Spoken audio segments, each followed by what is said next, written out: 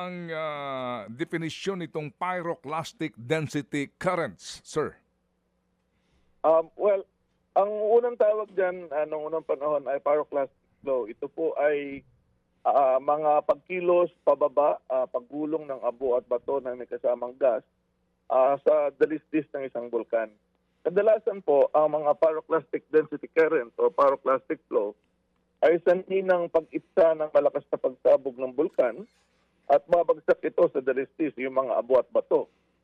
Pero meron ding mga pagkakataon tulad po nung isang araw sa Mayon Volcano na hindi po sumabog talaga ang bulkan, kundi ang mga deposito ng lava na nakabitin sa gilid ng bulkan dahil po sunod-sunod pa rin ang pagtabo ng dagdag na lava ay natapyas po, nahulog po siya, pulak.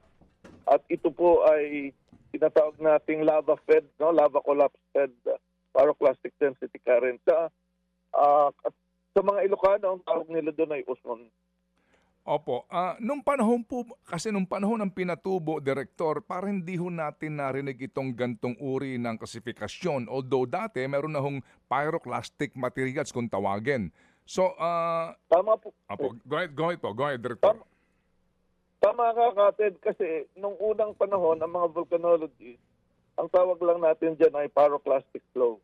Pagulong ng mga pyroclastic materials, ang pyroclastic material ang tawag ay basag-basag na mga bato, mga abo, ito na yung malalaki.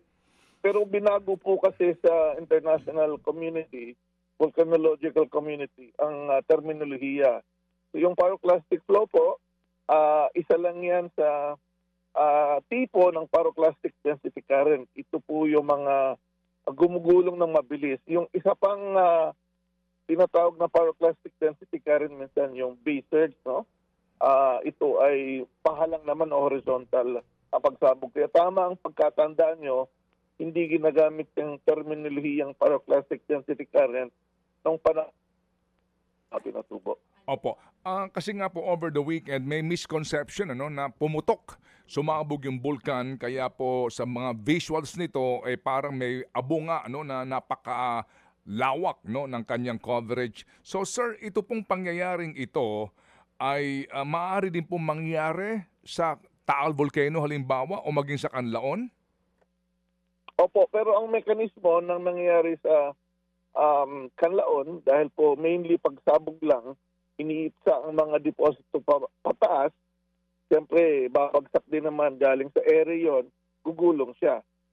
Hindi po lava flow ang inilalabas ng Canlaon Volcano sa kasalukuyan. Pero sa ngayon, dalawang klase ang pyroclastic density current.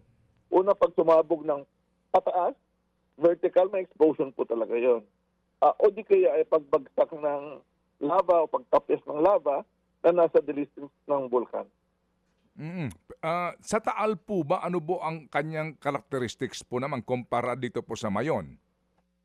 Ang sa Taal po, pwede po siyang magkaroon ng pyroclastic density current mula doon sa bunganga niya pababa ng isla. Kaya lang, dahil mababa ang Taal Volcano at malaki ang bunganga, mga 2 kilometro, imbes na vertical ang explosion niya, minsan may pagka-horizontal ang trajectory. Ang tawag namin doon ay base surge. Mas pilik Hello, sir. Mag-cross ng water. Pakiulit po, sir. Hello? Pakiulit po naman, kayo po naputol kasi nga po ang bunganga nito ay 2 kilometro po ang kanyang diametro. Go ahead, sir. Go ahead. Dahil malapad po ang bunganga ng Taal, imbes na idiretso pataas, kumpara kung makipot ang crater tulad ng Mayon o Canlaon, merong pahalang horizontal ang kanyang pagsabog. Parang baga sa baril, yung isang pistol o rifle, matayog siya, di sabog ang tile. Pahalang din meron. Delikado po yon sa buhay ng mga tao kasi tumatawid po yon sa Taal Lake at umaabot sa mainland ng paligid ng Taal. Kaya yun po ang atin talagang kinatatakutan sa Taal Volcano.